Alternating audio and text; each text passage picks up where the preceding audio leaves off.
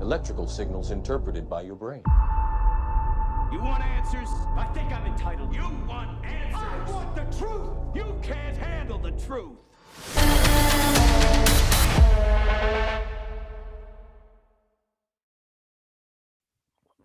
Hey, happy Friday, everyone. Welcome back, Red Pilled family. Hello to all. This is Conversations on the Fringe. I'm your host, Jeff Spike Wong. Of course, we welcome back the professor, Mike S. King. He is one of my, if not the all-time favorite historian researchers. I've learned so much from Mike in his books and his research, and I'm just always so happy to have you back, Mike. How are you today? Oh, it's a pleasure. Good to be back with you. Yeah, just so everybody knows, the things that Mike has done research, this is his full-time investment in life. So everybody goes to realnewsandhistory.com and support this work, and you got to check it out. And today, we're going to talk a few things about the things that currently, and I see you posting on X quite a bit, regards to some of these things. So without any further ado, let's just go ahead and jump right in. If you don't mind, this week we had this Artemis II going around the moon, and there is definitely a big division I see. In the irony behind it is I have friends who are commercial airline pilots who is rah-rahing saying my faith is restored in the NASA program. Can you give us some light regards to how is someone who is in aviation with logistics in their minds and so forth be able to buy into this? Well, those are actually, ironically, paradoxically, sometimes the easiest people to fool because you get that what you think is education. It's just indoctrination in school and the universities. So a lot of these technical scientific types, they may be very strong and adept in technical mathematical areas. They really suck at philosophy sometimes. It's really weird to behold. Yeah. I had friends back in the day who were like math and science geniuses, and then they would ask me for help to write like a simple paper in English. Their writing was so bland and they didn't have any creativity. Yeah. So our educational system doesn't really produce a good generalistic education. You might get specialized idiots in one sphere or another, but they're puffed up with their, credentials and so-called. So that's the irony of it. They could be the hardest to reach, even though in many other areas they're quite accomplished and intelligent. Right. Yes. But this NASA thing, that's, if you have that bent where you have an interest in science at a young age, it's like, oh, NASA and the moon landing, this and that. And, you have to just look at the images, and then this is where you have to understand history. And that's where a lot of these characters are weak, because their education is just single-minded and focused. They don't know history or philosophy. We're lied to all the time. Now, that doesn't mean that everything is a lie. You don't want to go to that extreme. You got to assess everything individually. Right. But golly, the more I look at those like old moon landing photos and assess them, I mean, they're fake as hell.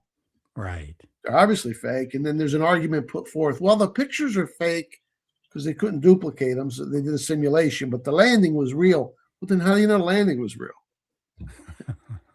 But this Artemis thing is interesting because it kind of like introduced a whole new younger generation to this theme. Right. And I have a hunch the White Hats put this together for that purpose, because they're controlling everything. Yeah. And I think more astute elements looking at this are going to have some questions. It's interesting they launched it on April Fool's Day. Yes. Right? That was glaringly, I think. Yeah, that's like one indicator. Another question that I had early on, and everyone seems to miss, is why didn't they land? Supposedly, we landed men on the moon 6 times in 3 years. Right. Safely, routinely. So, I mean, that becomes routine. That means it's easy. Yeah. You say the first one's a dangerous adventure. You did it 6 times in 3 years, so it's nothing. Yeah. That's more than half a century ago. So what's up with doing the drive-by? Why don't you just stop, take a selfie, get on. I mean, did they lose that technology? Yes. And then I've heard the rationalization, well, they didn't have a lander. Well, build a new lander. You ever see that rinky-dink piece of crap that they landed on the moon? Right. Supposed to be build a new lander. So that's weird. Why didn't you just land? So routine. 6 times 50 years ago. And then I'm watching these interviews with these so-called astronauts, NOTS, I call them. Right. They're so cheesy, like corny lines. They're so scripted. The whole thing reeks of scripted phoniness. And I think a lot of new people have been opened up and picked up on this. I mean, is this like the opening of an eventual disclosure of fraud? I don't know what they did it, but this thing is even less. This looked even phonier than the original moon landings. You know? Yeah. Everything about it, the bad acting and you know, and just the whole story. The capsule coming in, they say it reaches 5,000 degrees Fahrenheit at peak. Right. It enters it re-enters Earth's atmosphere at what, 25,000 miles an hour, and it slows down. These little rinky-dink parachutes. Nothing rings true about it. Of course, most people will buy it. Yeah, but I do think there's another generation now that's seeing it, which is good, but we'll have to see what comes of it. So what do you think the aptitude since the original 60s and the early 70s, towards space travel and all those things you just mentioned, the logistics and the temperatures and heat shields that we used to take for granted, like, oh, that's how it works. Yeah. Where today we're looking at this going, really? No. Yeah. Because I don't know how you don't bake alive at 5,000 degrees Fahrenheit. Well, the heat shield, right? Well, they have the heat shield, but I mean, come on. All right, maybe you shave a few thousand degrees off. Right. Yeah. So it's just bizarre, and it's much harder to. I mean, you can still fool the majority of people, of course, but you know, back then you were just a captive to the television set. Yes. It was much easier to buy into that when we had 3 networks to only buy into. Well, that's why, you know, it was astounding when I started with this conversation with someone who's in aeronautics, you know, commercial airlines, that would still think jet propulsion is a viable way of travel into space. Number one. Number two is that with all the things that's out there, and I have to somewhat credit to X, they've given us a lot of information. There's a lot of misdirection, I would say, as well. But the thing is, with some of these astronauts being central casting actors, that was pointed out. And of course, the in-ear monitor being fed on the speech, and then having just a blank slate of nothing. I agree. I think the white hats put this out here to kind of give us an aptitude test. Who's actually awake and who's still buying the old NASA sci-fi concept, right? So in your opinion, what do you think we're sitting at in sense of percentage of, as a society, how we view this thing? I don't know. I think certainly much larger number of people in the past will have at least a doubt or open to it. You know, I mean, 10 years ago, 5 years ago, even, this would have been crazy talk, you know? Yes. Who just mentioned it? Was it Tucker or Rogan? So it's like kind of, that's a whole new, like, wide audience. I think with the younger generation, you know, they're on the TikTok, the video, you know, the boomers are beyond hope, most of them. But I mean, ultimately, you know, a little game like this is a good prep work. You still have to have the ultimate disclosure of it. Is that going to happen? I don't know. But it's and it goes back even deeper. There was a movie done 2 years ago, and I only learned about this through the process of, you know, putting this article together. In 2024, and we know Hollywood now is under the influence of the Q operation too. It doesn't mean they're doing every film, but I think if they want to put a film out or put a message in it, they can. Right. Just 2024, the film was called Fly Me to the Moon. Yes. It's a comedy about a fake simulated moon landing. in case the real mission doesn't work out. And the mission was called Artemis in the movie. Yeah. Now, there's no way that's coincidence. So, yeah. And I got yeah. I was going to say, you know, because of your mentioning of that and the parallels that you gave, I went and watched the movie, right? Just to get the idea of how they're spinning this several years ago in regards to the moon landing in the space race. And a lot of the storylines actually has been talked about, I think, within the conspiracy theorist community, which is, you know, we had to film it because the technology wouldn't film, or in the event that we get there, the film didn't come out, you know, those type of things. But the glaringly storyline was there's two things. The Scarlett Johansson character was a con man or con person, right? So that theme itself kind of had to, you know, kind of had to tell you something. And yet the Woody Harrelson character, which is like the handler, it's a similar character that De Niro played in Wag the Dog. In other words, this is the person that's organizing it. And if you open your mouth, you're gone. Right. You know, so share with me a little bit in regards to, you know, what is your opinion and your thoughts behind this whole Wag the Dog concept of producing a manufactured, almost media movie for the world on a situation that really doesn't exist? And how far back does this actually go? Well, it goes back quite far, evidently. I mean, that movie, Wag the Dog, was 1997. Yeah. By the way, Woody Harrelson starred in that, so that's an interesting connection too. He had a minor role, but he was in that movie. Yes. He was Sergeant Schumann, who was supposedly caught behind enemy lines, and that was a recent scene that the Q movie just played in Iran with the pilot rescued behind enemy lines. Yeah. But that's 1997. And I constantly refer to that film in support of my deeply held belief.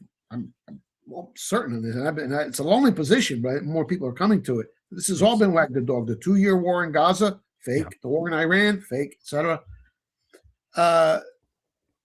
You know, the objection will come up. Well, Mike, you can't cite Wag the Dog. It's a movie. Right. You know, that doesn't support your argument. Oh no. It's not fiction. I mean, that particular story is fiction. They're showing you what they do. CIA is from its inception was embedded heavily in Hollywood. They always work together. So that's like an in your face, that movie. They're showing you what they're capable of. And that's what Wag the Dog was about. Yeah. Staged an imaginary war in Albania and scenes of explosions and green screens and etc. Yeah. And the whole war was orchestrated. They can do it. Yeah. Right. Those things you see in Mission Impossible. Right. Yeah. I used to watch the old TV shows. They were in the 70s when I was a kid. Right. People wearing masks, the secret agents wearing masks. So, oh, that's absurd. Well, we know that's a fact now. Yeah. The 60,000 man secret army, Newsweek did a whole expose on it. People wearing masks, and it's not them, that sort of stuff. So everything you see in a movie, Born Conspiracy, Mission Impossible, Wag the Dog, they can do it in real life. It's just a matter of feeding it into the TV screen. Because what they're showing you is they're not showing you the actual thing. You're just watching TV. Yeah. You see? So they absolutely, now the only difference now is this is the White Hats doing it. It's no longer the CIA. Right. The White Hats are doing it. They have the capability to create whatever illusion they want. We are literally, not metaphorically, literally watching a movie play out in our real world. Yeah. And all the scenes have meanings and they're all headed in a certain direction. And that's a lot of what my recent writings have been about. Right. Yeah. And you've done a series on all the Q on your Rumble channel as well. Yeah. And I think you dive very deeply in this. And I encourage everyone who really wants to, you know, get more involved, go check out Mike's channel on Rumble on this as well. Yeah. You know, you can go to my website, realnewsandhistory.com, and you can link to the Rumble channel from there. The Rumble channel is Real News, Mike King, realnewsandhistory.com. Yeah. And on the playlist, I went through all 5,000 Q posts. not every single one, but just the main essence. It's 24 episodes, about an hour each.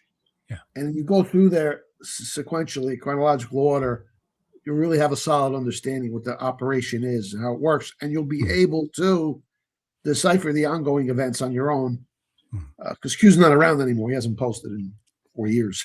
Yeah, right. But right, we were exactly. given enough to be able to infer and deduce everything that's going on. Yeah.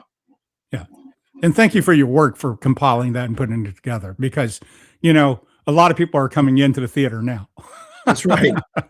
And they're finally going, okay, for all my friends who's been conspiracy theorists are now start to fruit in regards to the things that used to be controversial are now being exposed. So that's amazing that where we've moved in the last 5 years in this direction. Yeah. You know, so let me just touch a little bit more in regards to when you look at the history of World War II. I mean, we have a lot of, you know, so-called stock film footage and, you know, winning the war, celebration.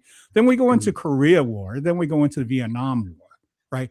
Korea War really doesn't get much coverage in that time. There's the reason behind it that it didn't serve the mainstream narrative enough that they felt that the pivot to the Vietnam War would do what the factions needed more so.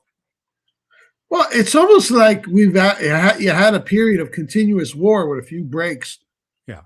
From Pearl Harbor up until the 1970s when we left Vietnam. Right. So World War II, that's the big show.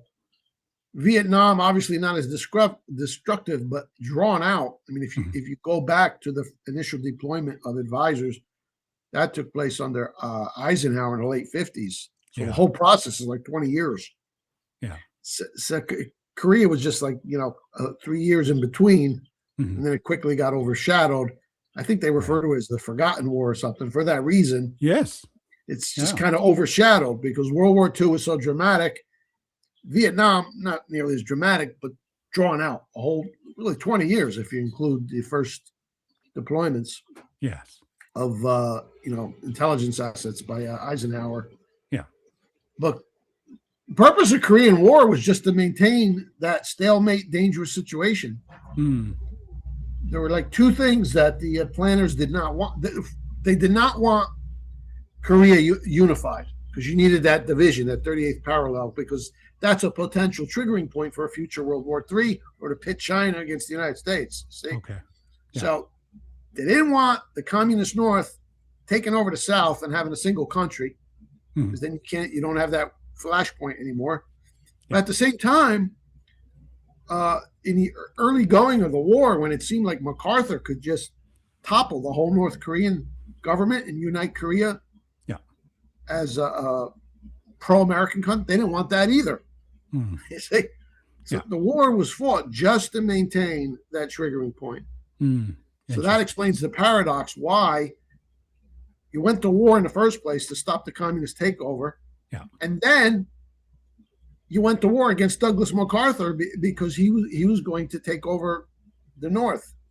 So regardless if it went communist or democratic, they just didn't want it unified. They had to leave that 38th parallel in place, which was a potential World War triggering point. It was not deactivated until Trump became president. And Obama actually set up Hillary perfectly to activate that as a war, a triggering point for war with China, because China is bound to the defense of North Korea. So that was the whole purpose of the war, just maintain the status quo. Gotcha. Got that makes 50,000 more Americans killed for nothing, just to maintain the 38th parallel. Yeah, that's the sad part, that the brutality of our patriotism, going in there thinking we're serving the greater goods of freedom, justice, and yet we're being played by our own people. And when we got into the Vietnam War, there was a lot of protests, a lot of draft dodgers and so forth, and the media really played hard to that, and then the protesting got onto the play, and then of course daily feedback supposedly from location of this ugly war. How much of that do you believe is actually Wag the Dog? The Vietnam War? Yeah, especially when it got Oh. to nightly news on a regular basis. Yeah. I mean, well, the war was real, Yes. but there was misrepresentation of what was going on, and actually that's how the war ended in disaster. Yeah. Because again, the idea was to go there, have the war, but not win it. Mm. And there was a point after something called the Tet Offensive, Yeah. where the North Vietnamese made an all-out effort to, gain advantage in a war, but it kind of backfired, and it was actually a disaster for them. And then Walter Cronkite comes out and spins it the other way around. Mm. That this was not expected. This means that they're still strong, and we're never going to get out of it. And then they manipulated the public sentiment, against the war. I mean, we should have never been there, but at least at the end, you're there. You spilled all this blood. Win the damn thing and end it. Yeah. But that part of it was total, like, deep state manipulation against the military. They spun it in such a way that it seemed that the United States could never win. Yeah. And out of that came pressure for dragged out peace negotiations and so on. Right. So, the deep state definitely intervened on behalf of the communists and sold out the anti-communists of South Vietnam. So do you believe that any time they were manufacturing any kind of things to put on media at that time, or are we still waiting before that? Well, they could. Like, for example, like in World War II, there were images of the fighting on the beaches of Normandy. There's nobody there with a camera. Some of that was reenacted. Really? Yeah. Wow. Now, the invasion of Normandy happened, of course, but yes, they had to take the picture. The same when the Soviets stormed the Reichstag and they finished their conquest of Berlin. Yeah. And you see all the Soviet soldiers with their guns running up the steps and hoisting the flag. That was all reenactment. Wow. And we still see these iconic images. Right. Who's going to sit there with a camera with shells blowing up all over, machine guns, right? Yeah. The raising of the flag of Iwo Jima, that famous image of the Marines all raising the flag. That was after the fact. But, you wouldn't call that Wag the Dog because there was war and battle. Okay. You're just supplementing it because, you couldn't do it live. Okay. So it's basically reenactment just for prosperity and historical. That's right. Yeah. Those but you see, if you could do that, you could also reenact something that never happened at all. Right. Exactly. Yeah. Yeah. Which is what we're seeing now, a whole lot of this now.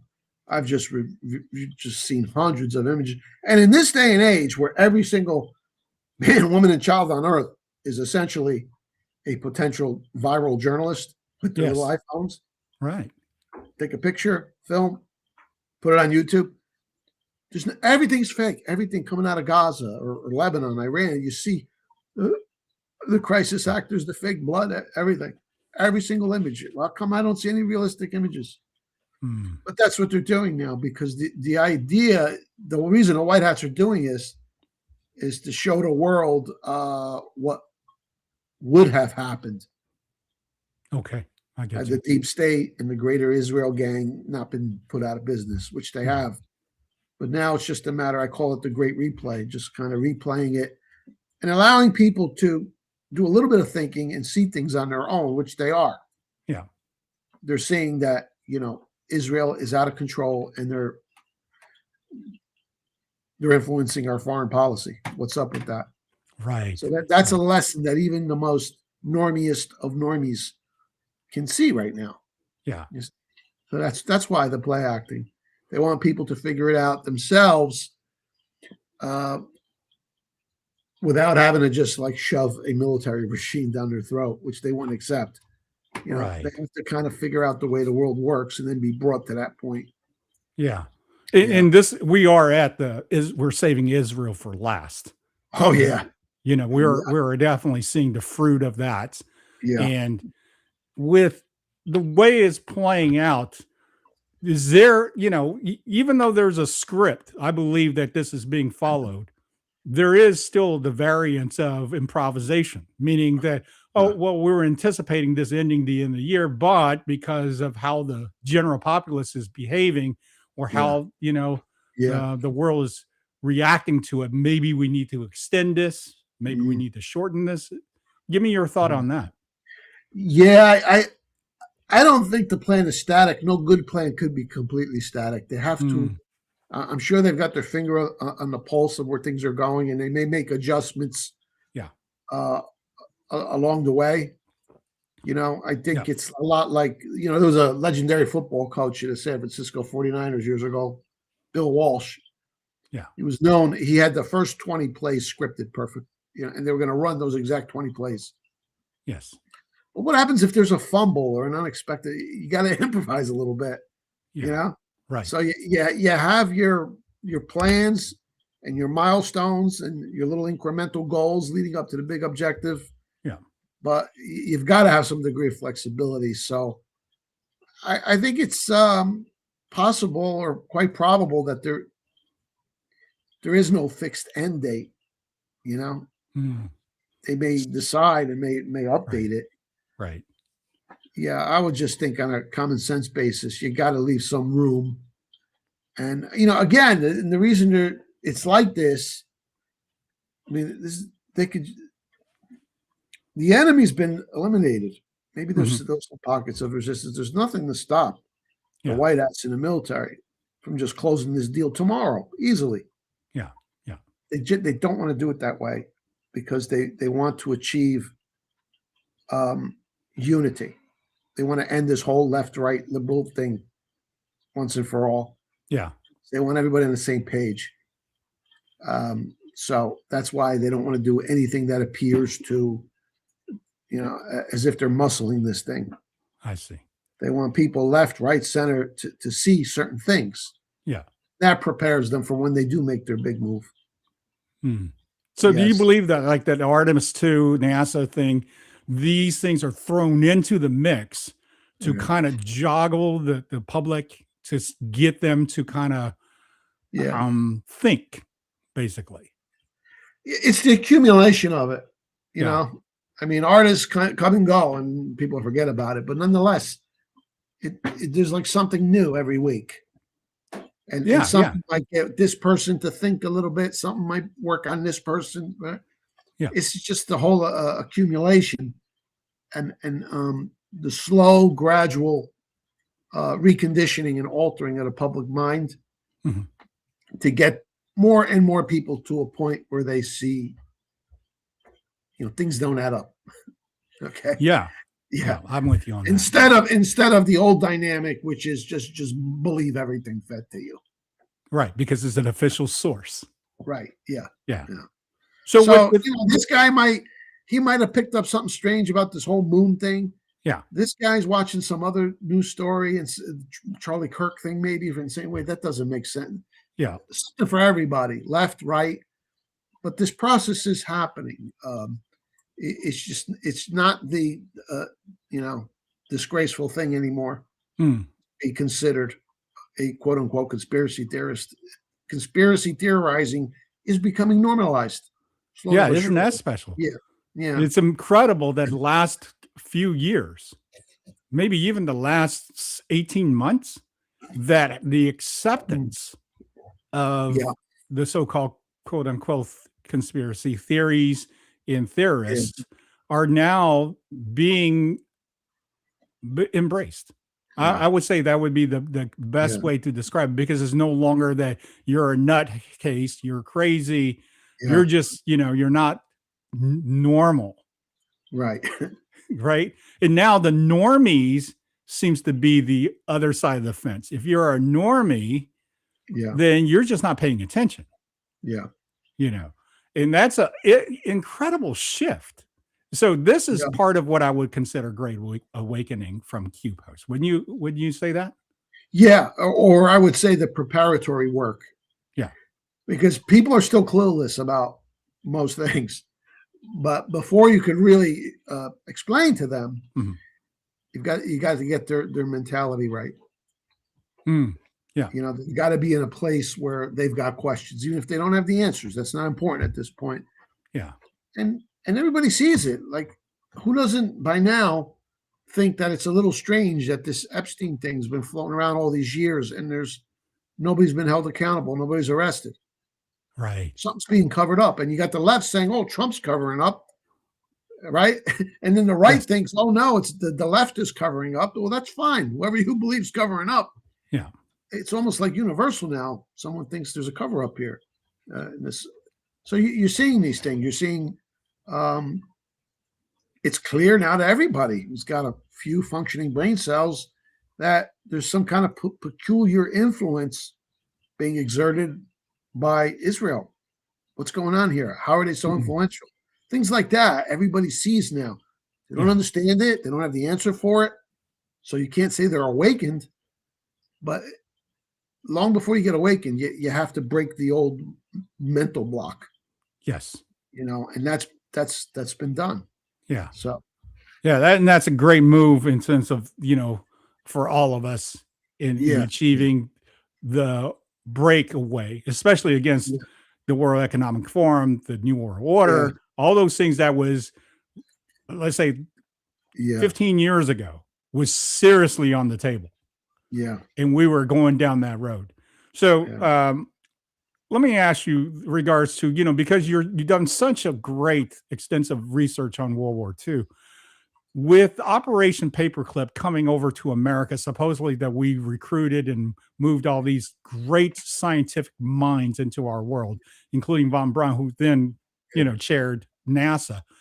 Is this relevant, or is this just a story now that's kind of played out, that none of this really is what it appears to be? Your thoughts on Operation? Yeah, somewhere along the line. Well, what happened is, listen, a lot of the Jews didn't like the fact that these German scientists were coming here. Okay. And they started complaining about it and making allegations. But all it was just a race between the Soviets and the Americans to get these brains, these top rocket scientists and engineers. And that's what Paperclip was. And it ran the gamut. Some of them were like quite liberal. They didn't like Hitler. A lot of them were pro-Hitler. All right. There was actually a political division among them, but what they had in common is these guys were the top. I mean, Germany was the pioneer in many of these sciences. So that's all it was. Yeah. And but because of the propaganda, the anti-German propaganda, this thing got spun into some kind of nefarious conspiracy that we brought Nazism over here. I mean, that's nonsense.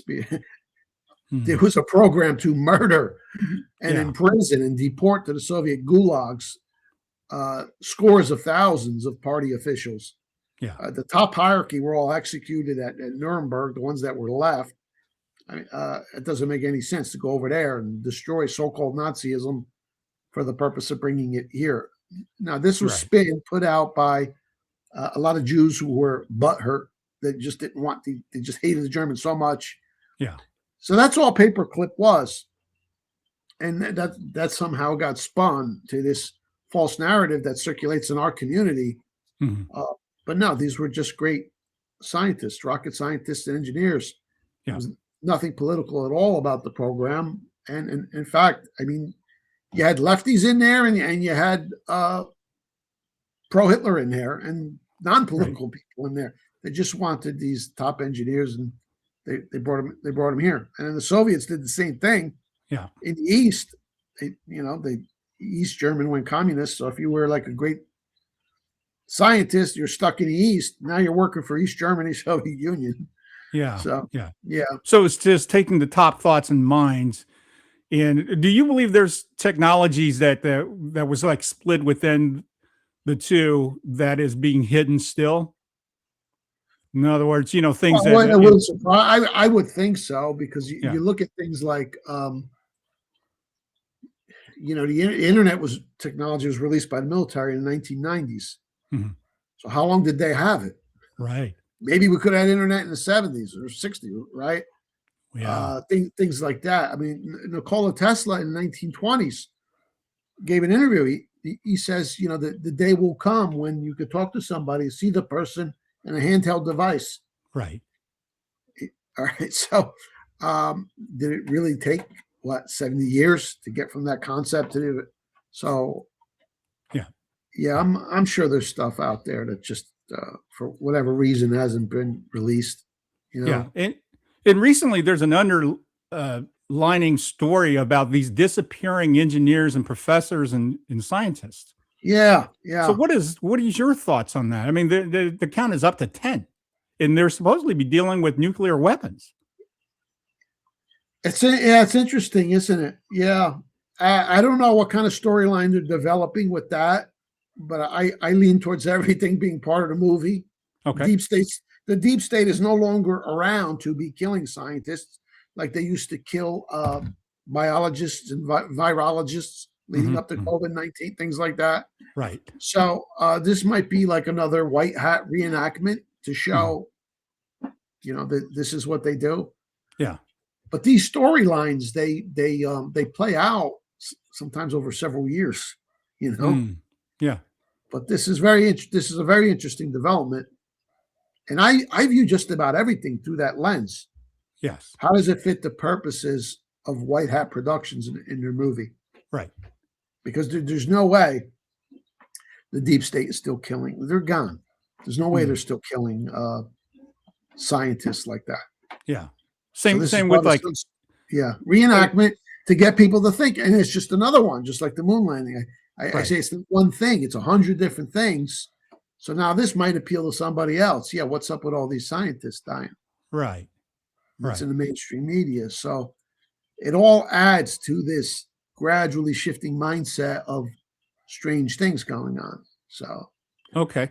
I don't know where they're going with it. Yeah. If the white hats are in control and they're moderating this in sense of what it compares to be a death to someone is actually removed from the movie, if you will, and put into a position of, you know, either WIDSEC or anything like that. Do you think that plays the same as Epstein's witnesses who was supposed to testify? And next, you know, they're dead. Do you put that in similar category? I don't believe Virginia Joffrey's dead at all, but and that's another one that raises a big question. Yeah, she's like the Epstein girl, right. And then she died. She commits suicide, right? So that's like Yeah. more people see something and have questions. So it's like 100 different little mini conspiracies are being put in people's face. And people might not be able to digest the whole, but if they get one or the other. It's a definite shift, but at some point you have to bring out the big artillery once everything's been softened up. Yeah. You say, you know, you can't just keep playing this game forever. That's right. But I really do think we've got to be close to that point. Yeah. Where some really explosive stuff, if they release it, people will digest it now because they've been prepped with this idea that things aren't right in this world. You know. Yeah. Well, what is your thoughts in regards to what would be the biggest truth bomb that would follow on this? You mean long term or like, you know, the first big impact? You know, like the Q post of the first arrest is going to shock the world. Yeah. That's you know, so we see the leaks on Obama, right? Yeah. It could be something related to that. It could be with this war. Yeah. Israel doing something crazy. Maybe a false flag that they get caught false flagging.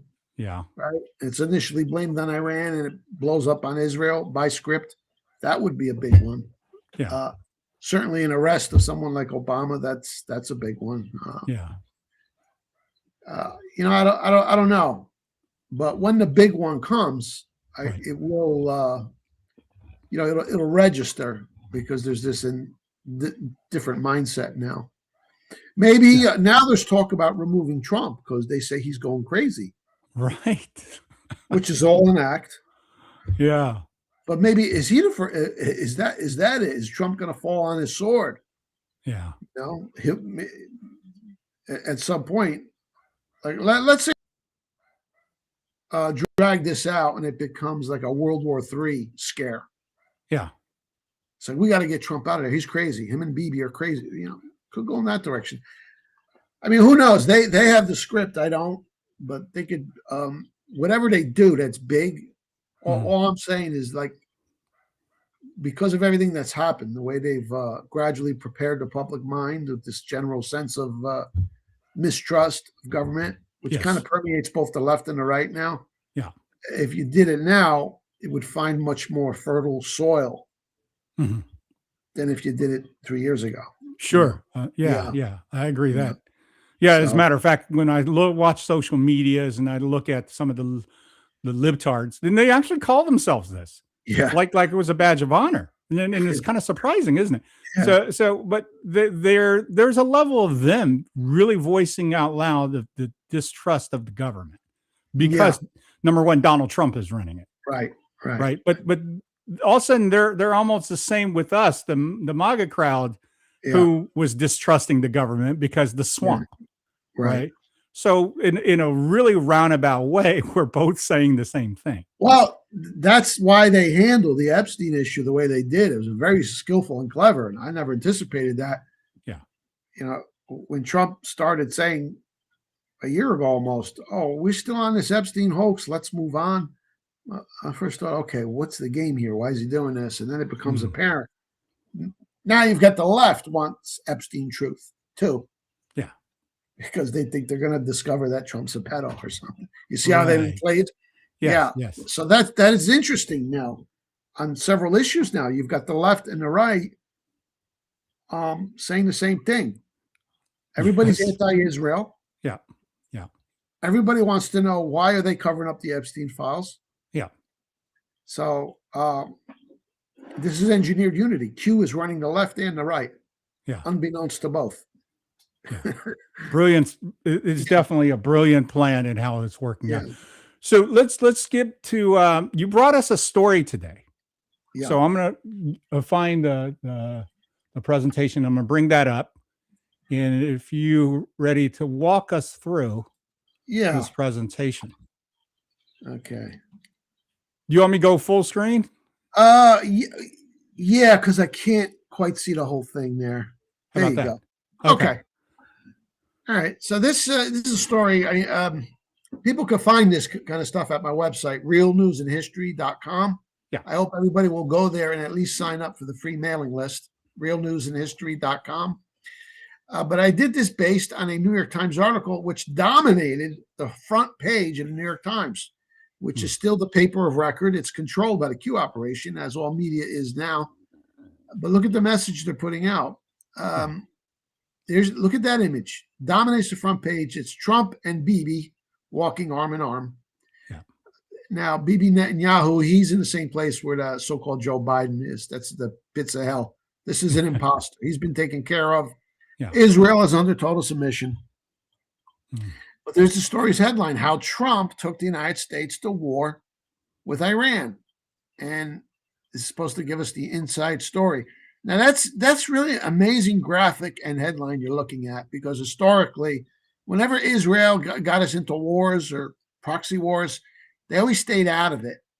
Maybe they cheerleaded, but the last thing they wanted is to create the impression that they're influencing the United States. They have to conceal that. Well, here it is right in your face, what so-called anti-Semites have been saying for decades, that Israel controls the United States government. So that picture there is worth 1,000 words, and then it's followed literally by 1,000 words telling us how essentially Israel got us into this war. And this is a Wag the Dog war, but this is why they're doing it, to show people what the power of Israel was like before Israel gets exposed. Yeah. So we go to the next panel here. Okay. And I hearken back to this Q post here. Yeah. Actually, several times Q made this quote. Yeah. Sometimes you cannot tell people, you must show them. Right. He's talking about the movie. So in many different areas, everything's being replayed, whether it was the clown show of the 4-year Biden presidency, or Israel getting us into all of this stuff is being play acted, because you can't tell it to people. They have to figure it out on their own. If years ago, if you said something like, "Oh, we're going to war for Israel, they control us," forget it. People's minds were shut down. Oh no, you're anti-Semite. You see? But now they're gradually being shown, and it's common knowledge now that Israel got us into this war. I mean, heck, it's on the front page of the New York Times, Right. right? Yes. So we've come a long way, us crazy conspiracy theorists. Yeah. Yeah. So we go to the next panel here. Okay. These next 2 pages I'm going to read to you. I'm quoting from the article itself.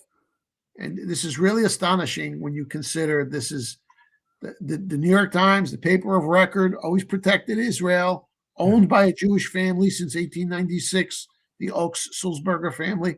And look what we're reading on this front page article beneath that picture. The black SUV carrying Prime Minister Benjamin Netanyahu arrived at the White House just before 11 a.m. on February 11th. The Israeli leader, who had been pressing for months for the United States to agree to a major assault on Iran, was whisked away inside with little ceremony, out of view of reporters, primed for one of the most high-stakes moments in his long career. He's describing, this article is describing a conspiracy. Yeah. Okay, look what it's telling you. Away from the reporters, a secret meeting, Netanyahu pressing the United States to go to war. This is in the New York Times. Next paragraph, U.S. and Israeli officials, and they always couple that term, U.S. and Israel. Yeah. So the New York Times and the rest of the mainstream media have left no doubt that they are co-equals and co-planners in this war, U.S. and Israel. They gathered first in the cabinet room adjacent to the Oval Office. Then Mr. Netanyahu headed downstairs for the main event, a highly classified presentation on Iran for President Trump and his team in the White House Situation Room, which was rarely used for in-person meetings with foreign leaders, but Bibi's special. Mr. Trump sat down, but not in his usual position at the head of the room's mahogany conference table. Instead, the president took a seat on, go to the next panel here, one side facing a large screen mounted along the wall. Mr. Netanyahu sat on the other side, directly opposite the president. So they're co-equals, even on Trump's turf in his office. Okay? Yeah. Now, they're facing a big screen, and appearing on the screen behind the prime minister was David Barnea, the director of the Mossad. The presentation that Netanyahu would make over the next hour would be pivotal in setting the United States and Israel on the path towards a major armed conflict. Mr. Netanyahu made a hard sell, suggesting that Iran was ripe for regime change and expressing the belief that the joint U.S.-Israeli mission could finally bring an end to the Islamic Republic. So there it is.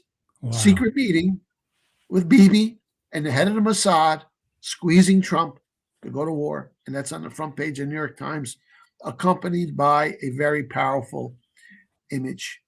Yeah, this is the sort of stuff I've been writing about for a long time and got in trouble for. Now it's mainstream. Yes. Okay. Next panel. Yeah. And just to kind of illustrate what a radical shift this is in the media reporting, because it's the Q York Times, it's not the New York Times.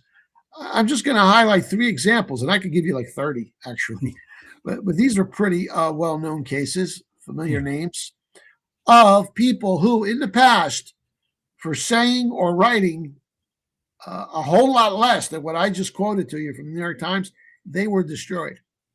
The first image there, that's Congressman James Traficant of Ohio, who back late 90s, early 2000s, he was openly saying that Israel controls the Congress, the Israel lobby, and he gets into wars, etc. Well, then in 2002, during the Bush administration, it was discovered that he didn't pay all his taxes, so he got into trouble, and he ended up going to prison.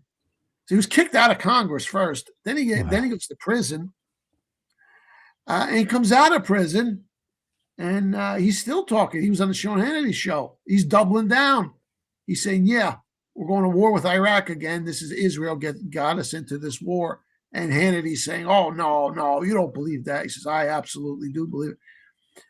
He ends up dying in a tractor accident on his property. So they took care of the trafficant. And all he said that they control the foreign policy through AIPAC influence over the Congress. And we know that now, and it's not just AIPAC; it's also the Epstein operation too. Mm-hmm. In the second image there, that's Congresswoman Cynthia McKinney of Atlanta, Georgia. All right, this is a overwhelmingly Black district Democrat. That's the kind of seat that she could hold that seat for 100 years and never lose that seat. Yeah. And she's saying the same thing. She's starting to figure things out. So she was like an honest liberal. Mm-hmm. Okay. She wasn't like a crook. She started to do some thinking and about how this country's run. I think she's even a 9/11 truther now. Yeah. But she starts speaking out. Now, how are you going to get rid of her? You can't find another well-funded Republican to run against her in a district like that. No, that's going to be a Democrat district, 100%. Yeah. So suddenly she's faced with a primary challenger, which is very, very unusual in Democrat races. And this primary challenger is getting money, getting checks from all over the country because AIPAC, they put out the hit on Cynthia. So all of these rich Jews start sending money to her opponent. And then the Atlanta press starts attacking her. So she lost in a primary race to a pro-Israel Democrat. And they actually had a name for that campaign. They called it Bye Bye Cynthia. Oh man. You used to go to the AIPAC website back in the day. They openly would boast about their effectiveness at getting rid of people they don't like. Wow. All right. But if somebody outside the tribe says that, oh, that's an anti-Semite. Well, they used to post about it right on their website.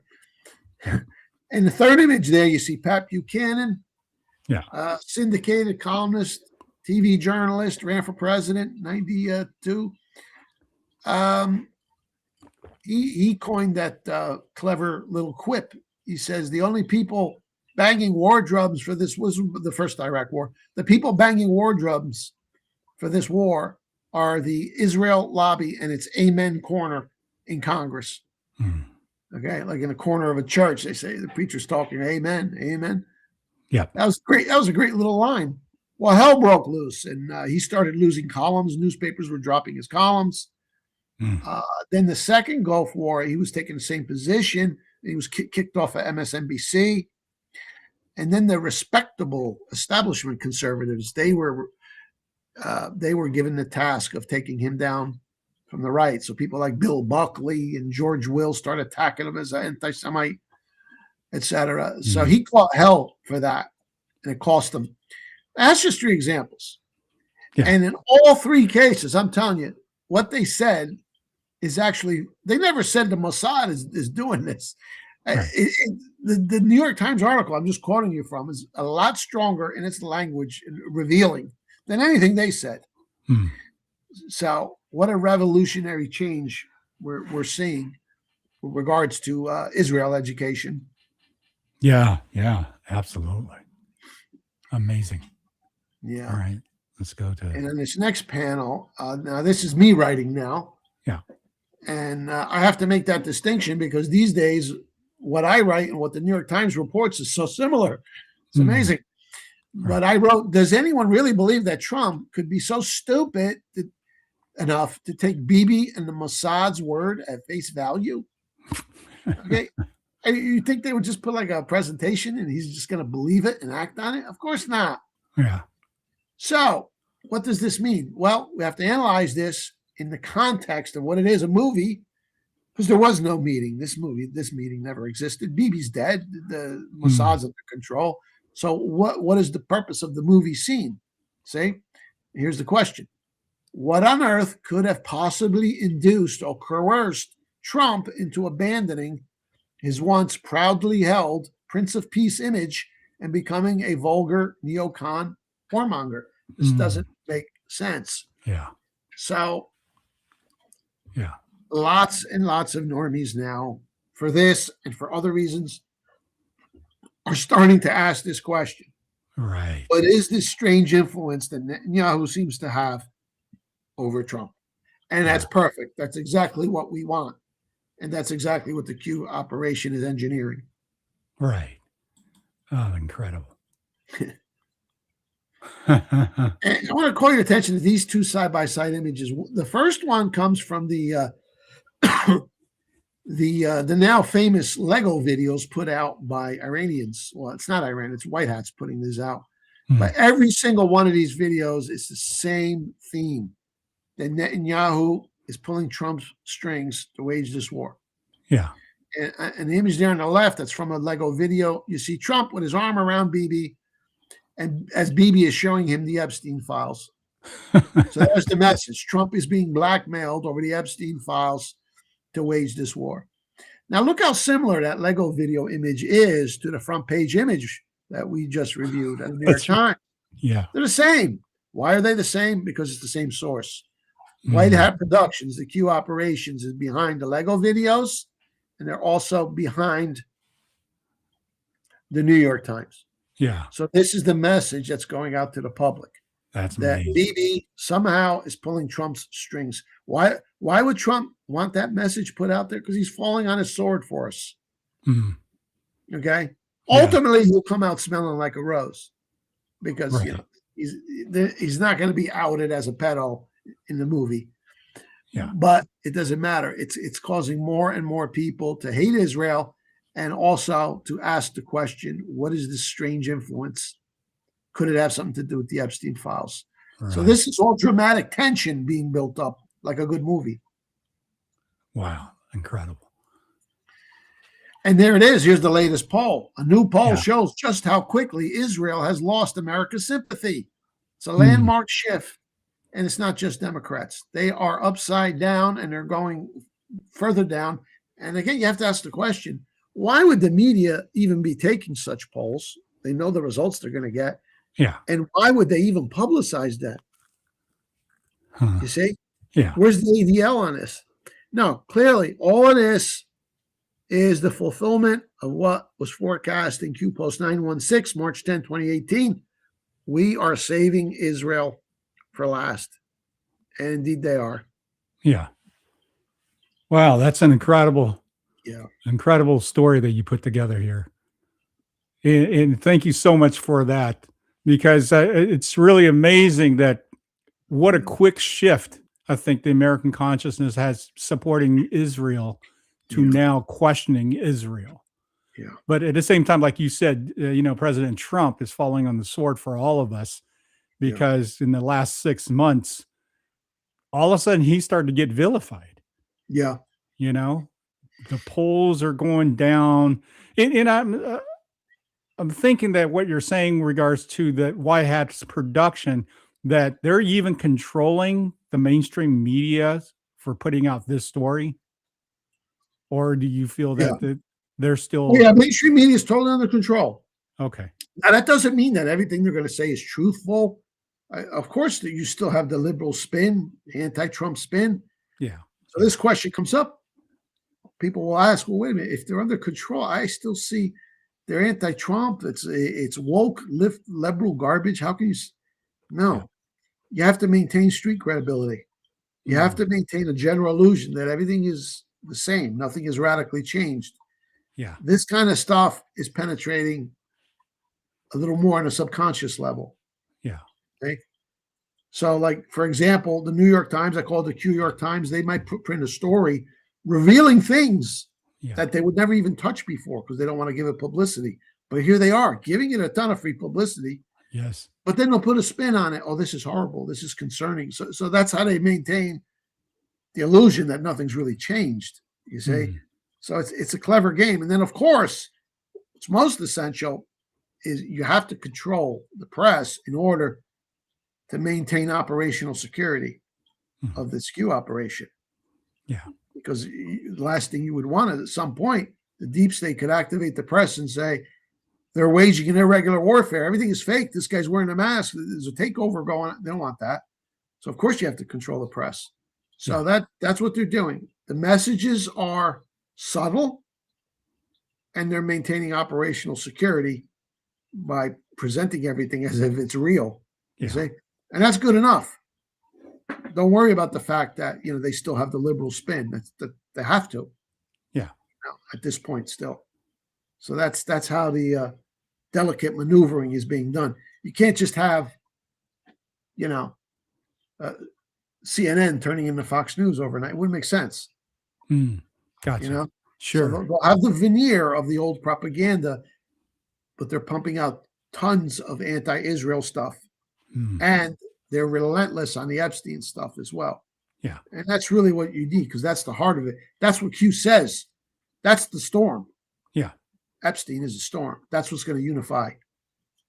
It says specifically, how do you unify humanity? Yeah. Crimes against children. That's right. Yeah. So fantastic. Hey, that hour just flew right by, Mike. What incredible stuff and knowledge that you have. Thank you so much for coming on, and sharing a lot of this with us. What do you want to say to leave with our Red Pill audience for this? Well, I want everybody to go on Amazon and get this book, or you can go on my website. It's part of the PDF package for $29. The Secret Plan to Save Humanity. Yeah. Summary of the Q operation and the rise of Commander Trump. You can read this in 1 hour. Maybe fantastic. Put the links below. But you read this, then some of the stuff that I'm saying here, which might seem a little outlandish, you'll understand how it's all possible in just 1 hour. Okay. Yeah. So you can go to the book section at my website, realnewsandhistory.com, and you could order through there. You tell me which books you want, or you get the PDF package. Yeah. My Amazon page is Mike S. King. And of course, the website is realnewsandhistory.com. So, and then the other thing you'll need to really understand the Q posts themselves is that my Rumble channel. Again, you can link to it from my website. Yeah. The playlist, I did the whole series on 5,000 Q posts in 1 hour increments, 24 different episodes. Watch at your leisure and your pace. And then you'll get a really solid grasp of what's going on. And then from that point, you'll kind of be able to puzzle out this movie on your own as it plays out each day. So, yeah, absolutely. Mike, thank you so much for being on Conversations. I mean, every time we get on here, you always bring us nuggets of golds and informations. And our Red Pill family support Mike's work. And, I bought many copies of books, start giving away to my friends, because I really do believe helps them then start to go down their own journey to understand what we are all involved in. Yeah. So with that, have a great Friday. Thank you for tuning in. Don't forget, put the thumbs up, comment so we know, and of course, share. Share is the key important things. And with that, we'll see you on the next Conversations on the Fringe. Thanks, Mike. Thank you. Thank you, everyone. Bye. I don't have to tell you things are bad. Everybody knows things are bad. The air is unfit to breathe, and our food is unfit to eat. I don't know what to do about the depression and the inflation. I want you to get mad. I have come here to chew bubblegum and kick ass. And I'm all out of bubblegum. People should not be afraid of their governments. Governments should be afraid of their people. The more you fuck around, the more you're going to find out. These people are still a part of that system, and that makes them our enemy. We accept the reality of the world with which we're presented. It's as simple as that. I want you to get up right now and go to the window, open it, and stick your head out and yell, "I'm as mad as hell, and I'm not going to take this anymore!"